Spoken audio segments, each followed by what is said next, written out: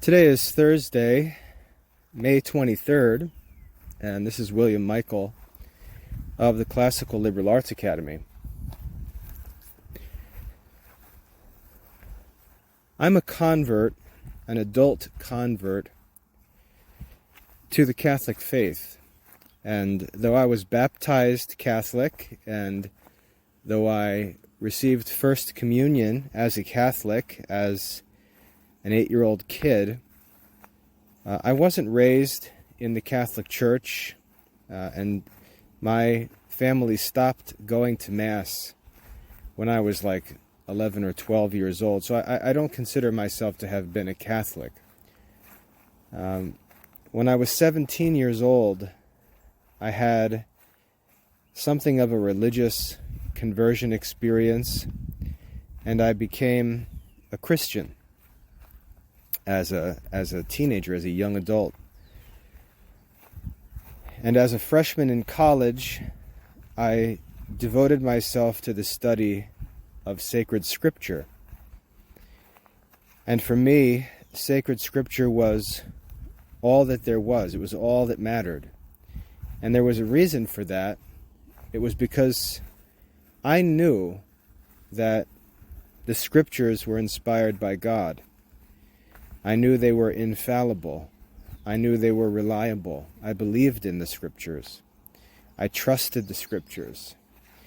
And I really didn't trust any other sources of teaching or advice or even information. I was given the gift of faith, and I knew that the truth was in the scriptures. And I had a Protestantish sense of what the Protestants would call sola scriptura, that the scripture alone was my authority as a 18, 19, 20, 25-year-old. I studied the scriptures, and I ordered my life according to the scriptures. Many Catholics criticize that Protestant idea of sola scriptura. They criticize the John Wesley idea of being a one-book man. But many Catholics have never tried it. Many Catholics have not experienced what many Protestants have experienced and do experience. And that is that when you really become familiar with the content of sacred scripture, when you really spend your time reading it, meditating on it, making decisions in life in light of sacred scripture, it becomes pretty clear that scripture is a very sufficient source for just about everything one needs in life. And we can go to passages that Protestants often quote, like 2 Timothy 3:15 and 16, where we read that Scripture is inspired by God and is profitable for teaching, training, correcting, and so on. And it concludes with the phrase, so that the man of God may be complete, thoroughly furnished for all good works. When we hear words like complete, thoroughly furnished, thoroughly equipped for all good works, that's a pretty strong support for the idea of sola scriptura. And I really don't think it's very intelligent to yell at someone for being convinced that scripture should be used as the guide for life. If anyone's going to err in modern society, I would like to think that they would err on the side of trusting too much in sacred scripture, or trusting exclusively in sacred scripture. And again, for me as a young adult, I had no Christian adults in my life. There was never a priest or religious person who reached out to me to help me into the faith. The only real influence I had was my girlfriend at the time, who gave me a Bible. And I just started reading the Bible.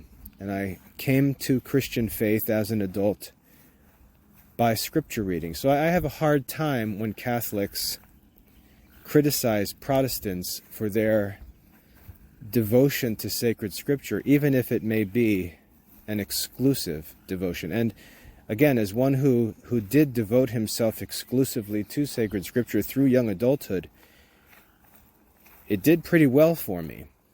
I established a good intellectual life, a good moral life. I reformed my behavior through the study of sacred scripture. I succeeded in my academic work, succeeded in professional work, was married and established a good family. Even to this day, most of what I know about parenting and family life and household management I learned as a Protestant. And it's largely based on biblical principles, biblical passages, and so on.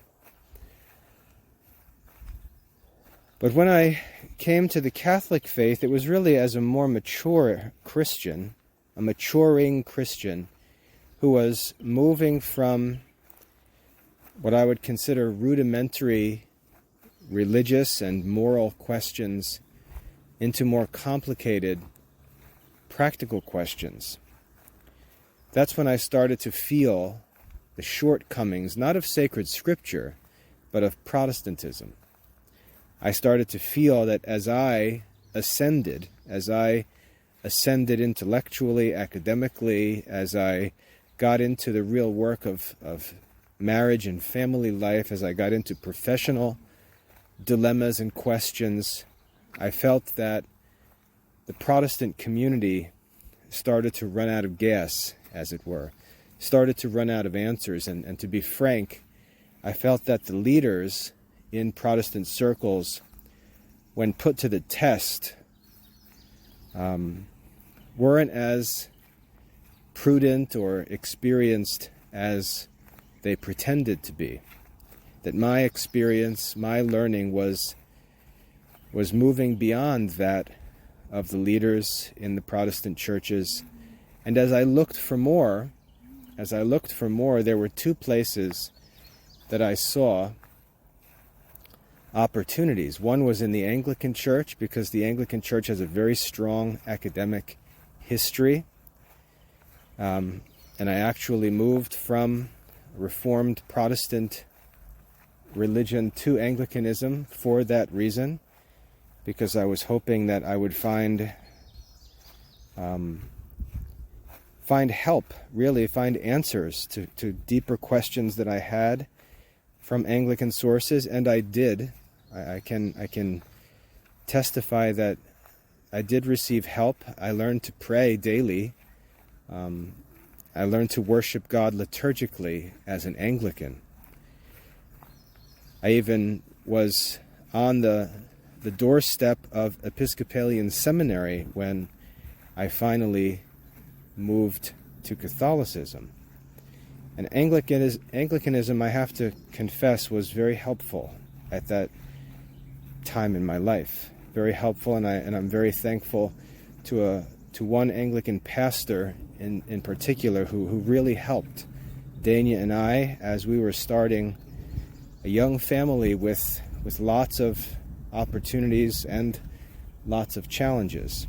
There were very, very influential men in my life in Protestant churches to whom I have to be grateful.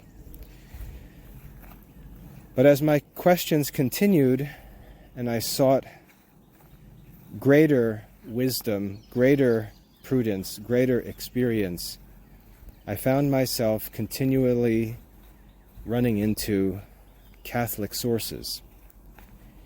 And what finally led me to convert to Catholicism was the persuasion that belief in papal authority was absolutely necessary for the Christian life. And that's what actually led me to choose, rather than pursue a life in Anglican ministry, to convert to Catholicism. and I did that around 2005. But when I became a Catholic, I already had a strong foundation in sacred scripture.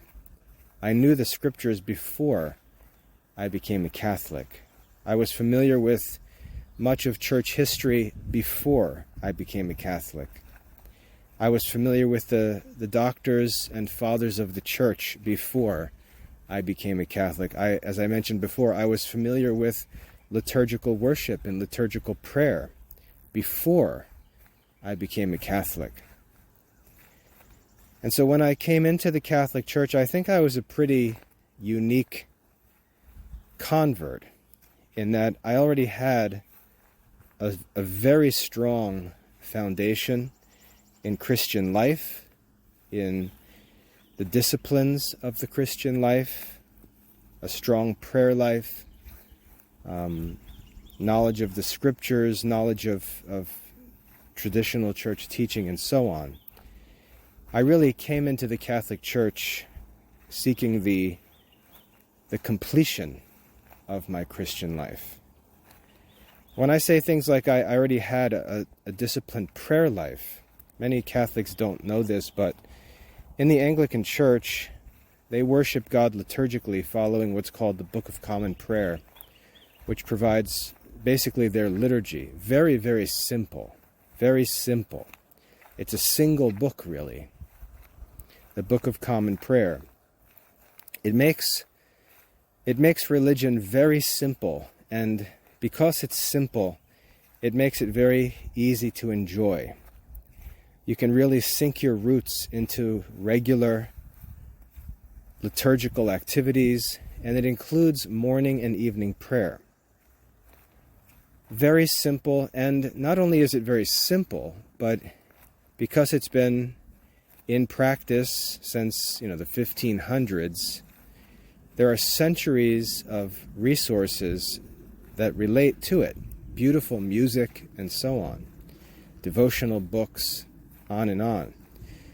It's a very simple focal point for the Christian life. I'm talking about the Book of Common Prayer again. And it gives a great sense of order, routine, progress, I should say, because you can get good at it. You can really become comfortable with it, and it's satisfying. It's very peaceful, very satisfying. In fact, one of the arguments for the Book of Common Prayer is that those appreciate it the most who have actually had to go through trials in life with the Book of Common Prayer as their guide. It's very comforting because of its simplicity. And one of the most difficult parts of my conversion was moving away from the Book of Common Prayer, because it was like giving up something that I knew had a good effect in my life.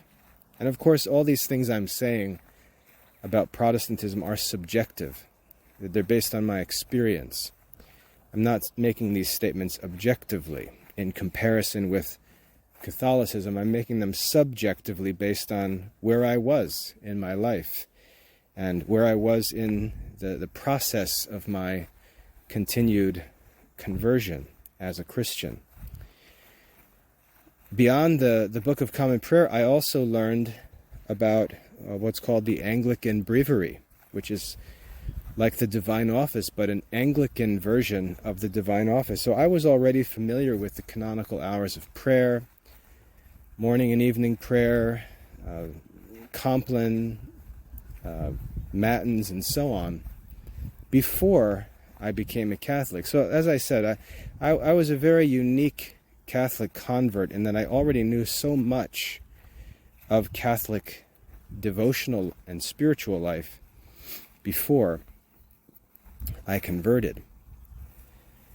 But when I converted, what I found, and this is really the topic of this talk, what I found when I converted was that one of the problems that I had always avoided in Protestant life was present also in Catholic circles, and it was the endless supply of what I call tertiary source religious material. And there was nothing that I wanted less than to be distracted by this material. And I'll explain what I mean by tertiary source material. When I think of the Christian life, I think that I know that there are many different resources available to us. But they can be divided into a few, I think 3 different classes. And this is just my own way of thinking about them. This is no official teaching or anything like that. But there are, I think, 3 classes of sources in the Christian life. The primary sources, I would say, are those sources which are known to be infallible. The primary sources, and the first of these would, of course, be sacred scripture. Sacred scripture is infallible. Any time devoted to the study of sacred scripture is time well spent, because scripture is a primary source of the Catholic life. Somebody can say, oh, well, what about the writings of the doctors of the church? How do the doctors of the church prove their teaching to be true? They appeal to sacred scripture. Sacred scripture, even among Catholics, Catholics like to criticize sola scriptura, but practically, I really don't believe that Catholics are opposed to sola scriptura. Because ultimately, when you trace all the arguments of the Catholic faith back, even dogmas and so on, when you trace them back historically to their sources, we find that there were biblical arguments made to support these ideas. If the Church decides to establish a dogma and publish a teaching with full authority of the magisterium, you'll find arguments from Scripture, or from previous documents or previous writings of doctors of the Church who themselves argued from sacred Scripture. So I think that while there are many indirect arguments made in Catholic circles, I think ultimately it always leads us back to sacred Scripture. The sacred Scriptures are the clearest primary source in the Catholic life. Then in addition to the Scriptures, we have the liturgy of the Church. The liturgy of the Church is established with the authority of the magisterium and is infallible. So we've got the liturgical services, the liturgical books in the Church. They're primary sources. Then we've got the Catechism of the Catholic Church, which is intended to be an infallible and complete guide to the Catholic faith. So I would consider sources like those to be primary sources in the Catholic life. Sacred Scripture, the liturgies of the Church, the liturgy of the hours, the catechisms of the Church. Those are the Church's primary sources. Authoritative, most authoritative sources, and they're intended to be used by the universal Church, everyone, everywhere, at every time. Then I think of secondary sources as the writings of doctors of the Church. The writings of the doctors of the Church are not on the same level as those primary sources, but they're approved by the Church as being free from error, and they're commended to all Catholics in all places and all times. That's what is significant about doctors of the Church. This is not true of saints. It's important to note that many Catholics quote saints and act as if providing a quote from a saint is sufficient for demonstration that a certain idea is to be accepted or a certain practice is to be followed. But that's not true, because saints lived and wrote in particular places and times under unique circumstances, and if those circumstances are not reproduced in our lives, the opinions and practices of saints, even though they're saints, may not be the right course for us in our circumstances. And so there's a distinction between something that's said by a doctor of the church with respect to more of a universal Catholic belief and the contemporary writings, the circumstantial writings, I guess I could say, of the saints.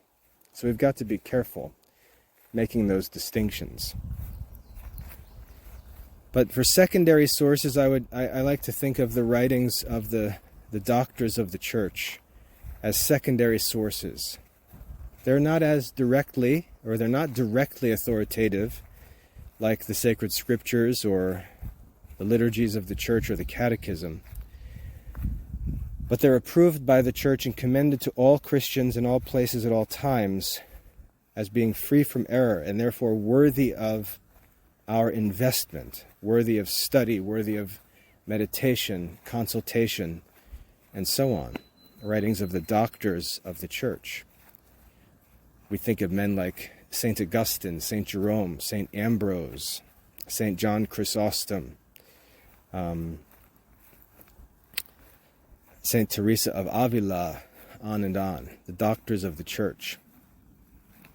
Secondary sources in the Catholic life. And then beyond that, I would even include, in that secondary group, obviously, some of the writings of saints who may not be doctors of the church, but whose particular works are considered great sources of spiritual direction and so on.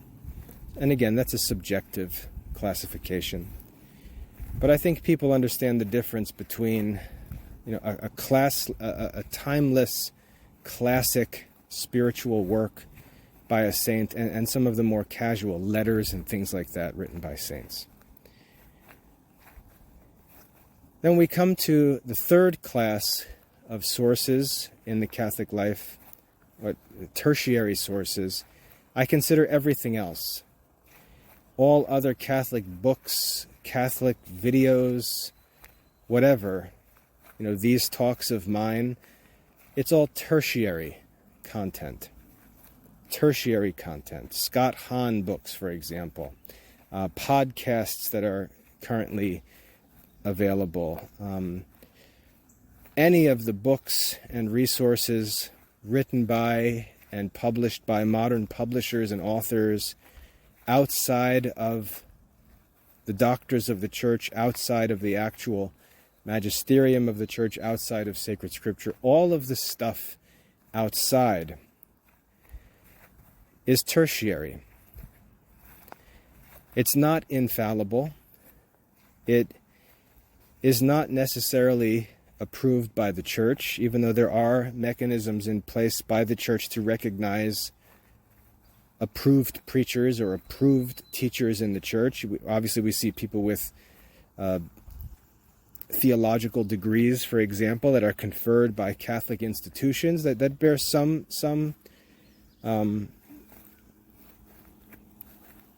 recognition of successful, at least academic work. We see religious communities accepting men and women, and thereby, to some degree, not universally, of course, but to some degree, commending them to the Catholic population in general, even to the world, as representatives of the Catholic faith.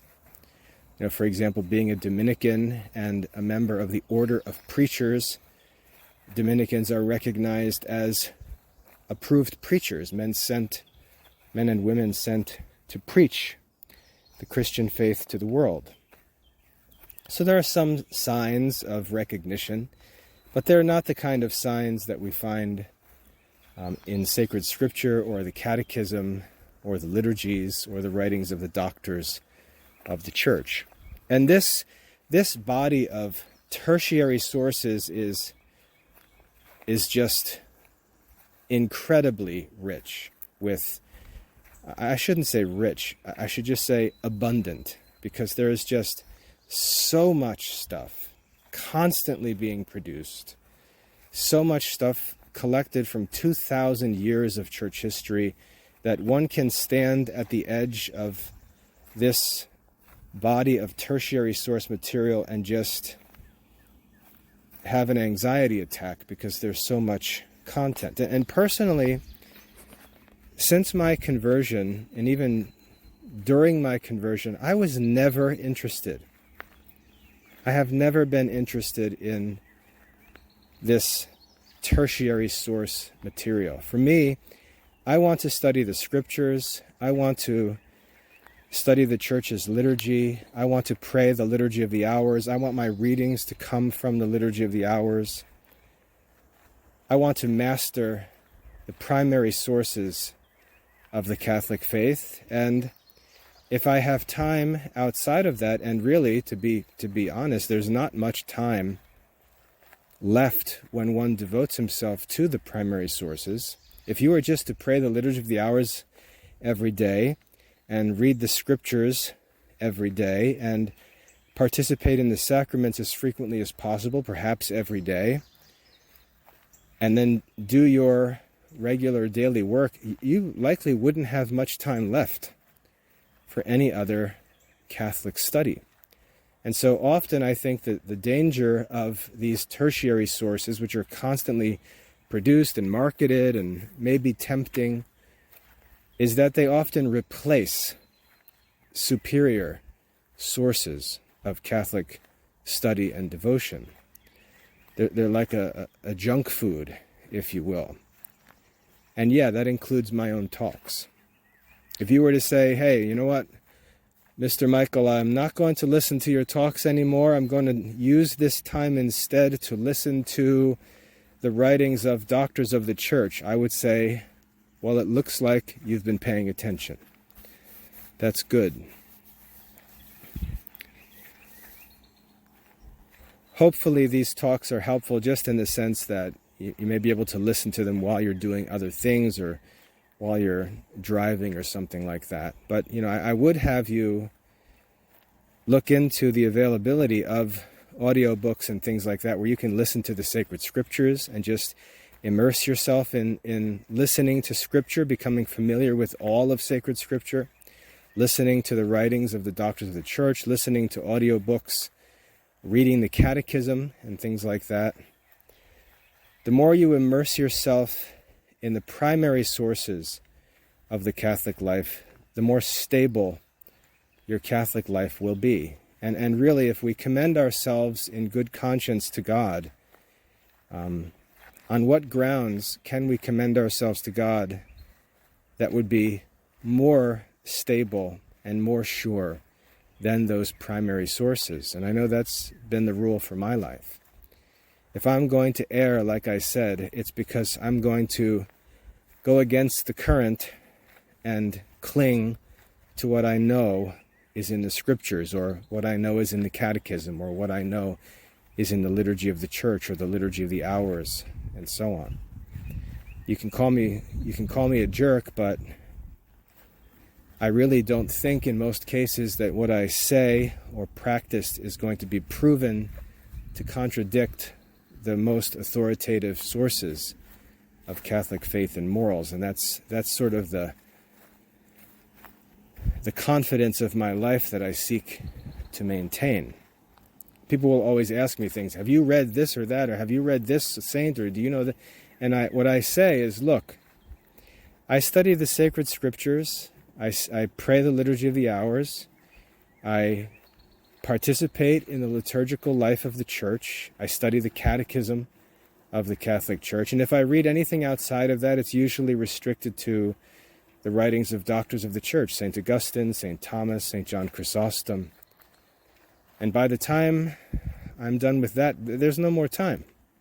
So it's very unlikely that I will ever read anything outside of those sources.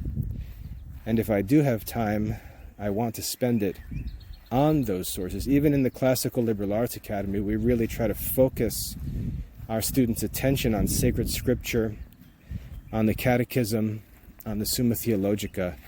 And again, there's not much time left beyond that. So I try to focus on those primary sources. And I've never been interested in all of the tertiary source stuff. I don't really care what the new Scott Hahn book says, or what this or that author has to say, or what Bishop Barron is publishing. As much as I respect these men as Catholics, I really am not interested in their books and videos and podcasts, because there's just better stuff available. And if there was one thing that I would want to encourage any students or parents or friends of the Classical Liberal Arts Academy to commit to, it's to commit to studying those primary and secondary sources, and sort of stepping away from the tertiary source stuff, all of the junk food, the endless supply of little booklets and videos and movies and this and that, and just steep yourselves in the most authoritative sources, because ultimately that's where every doctrine finds its source, if it's true. And if you've got a life, a spiritual life built upon this, the latest release from Ignatius Press, or this newest video from such and such ministries, or this latest podcast, you're really not building your life on the rock, which Christ said is his word. He said, the wise man is the man who hears my words and does them, who builds his life on my words. Those words are in sacred scripture. Those words are coming to us through the magisterium. They're not necessarily coming to us through these third level sources of Catholic teaching. And I'd like to encourage Catholics to commit to really limiting the sources for their studies and devotions to those primary sources of the Catholic life. And I feel that I can say that the Church is urging us to do the same. I don't think that that's just my opinion. The Church commends to us the study of sacred scripture, praying the Liturgy of the Hours, studying the Catechism of the Church. I very rarely find any church call to study this or that book or this or that author. They're usually calling us to the primary sources. I really believe that that's the will of the Church. Now, in the Classical Liberal Arts Academy, we try to make this convenient. We have a sacred scripture program that provides students with a way of tracking their study of sacred scripture, and provides some written assignments for the students just to guide them in the study of sacred scripture, because the study of scripture can feel overwhelming. And it's helpful to have some guidance just to know, what should you be thinking about when you read the scriptures? What questions should you be asking?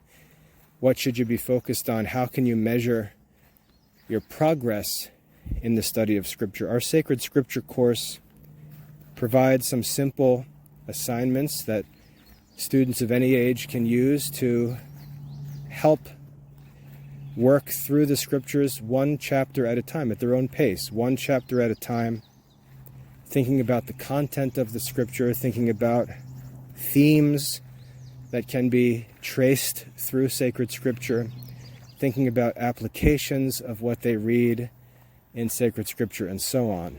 I think those assignments can be helpful. Tracking your progress over time can be helpful. We also offer a catechism, a number of catechism courses that allow you to study the Catechism of the Church and complete some simple assessments that, again, allow you to have a sense that you're making progress in your study of the Catechism. And then a Liturgy of the Hours course where you can keep track of your daily prayers as you pray them. Again, just a means of tracking and measuring your consistency and progress. I think simple tools like that can be helpful. And we also have courses in some of the works of doctors of the church, like the Summa Theologica, Summa Contra Gentiles by St. Thomas Aquinas, and we'll be adding more courses studying the works of the Church Fathers. And outside of theological sources, if you want to get into philosophical studies, again, keep it simple. Keep it simple. Study the writings of Aristotle. Don't get into the history of philosophy or all different philosophers, or just try to grab random books from a library or from Amazon. If you're going to study philosophy, it's really going to come down to Aristotle. He's really the philosopher, as St. Thomas calls him. And just like devoting time to sacred scripture or devoting time to the catechism, if you want to learn philosophy, you should just invest yourself in Aristotle. And we provide for students of all ages to do that in the academy. So by keeping it simple, by really focusing on primary sources, most authoritative, most essential sources, not just in theology, but in any subject,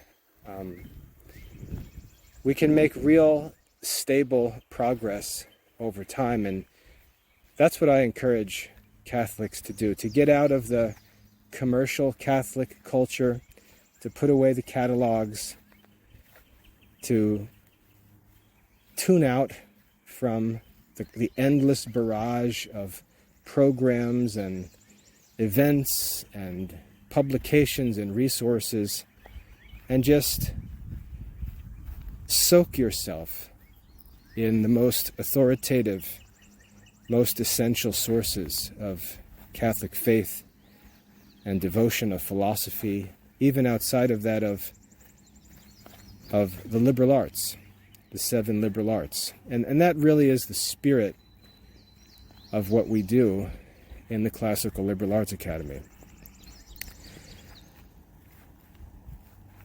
So I'd like to recommend simplifying in an age of endless information. I often quote St. John Henry Newman, who wrote back in the 19th century.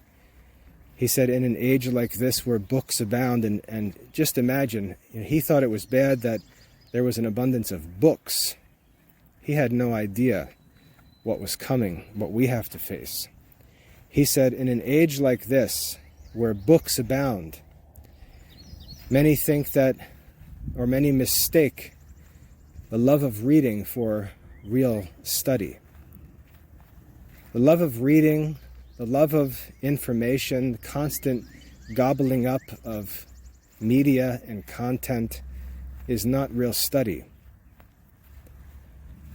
And we've got much more to wrestle against than an abundance of books. We've got audio, video, books, email, newsletters, websites, apps, on and on and on.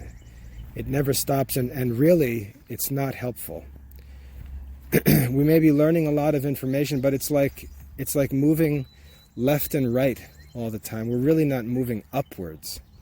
We're not moving higher. We're not moving to greater levels of mastery. If we look, for example, at the Liturgy of the Hours, what does it do? It focuses our devotional attention on the Psalms of the Old Testament. That's what it means to ascend. That's what it means to mature in our devotion, to turn away from all of the junk food, all of the cute little gimmicky devotions and things like that, and take up the Psalms. That's the real measure of our spiritual progress. Whether the thoughts and emotions and prayers of the Psalms are becoming the thoughts and emotions and prayers of our own Christian lives. Because if we pick up the Psalms and ask, how is this relevant? We really judge ourselves. and say, if these Psalms are not relevant in your spiritual life, something's wrong with your spiritual life. Because this is the devotional content of the man after God's own heart, King David. This is the substance of the devotional life of the Catholic Church. And if you find that this content is irrelevant to you, uninspiring, and so on, it's a sign that something's wrong. And that's why I say that until we begin dealing with the primary sources of the Catholic life, it's hard to know whether we're making progress. You can go around quoting a million different books, but again, it's all lateral movement. It's all side-to-side movement. You're not getting upfield. You're not getting uphill. You're just running side to side, and you still haven't proven yet by reading this book and that book and this author and that author and this podcast and that video, you haven't proven that the content is true. And so you really aren't sure yet if you're making any progress.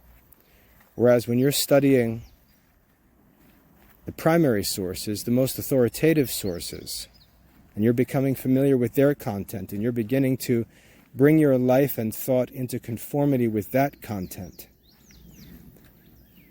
you can have confidence that you're actually making progress. And some may say, yeah, but it all comes down to interpretation. No. There is no confusion in interpretation if you're in the church and you're living with right sentiment in the church. And the ultimate test of that is your relationship to the Pope.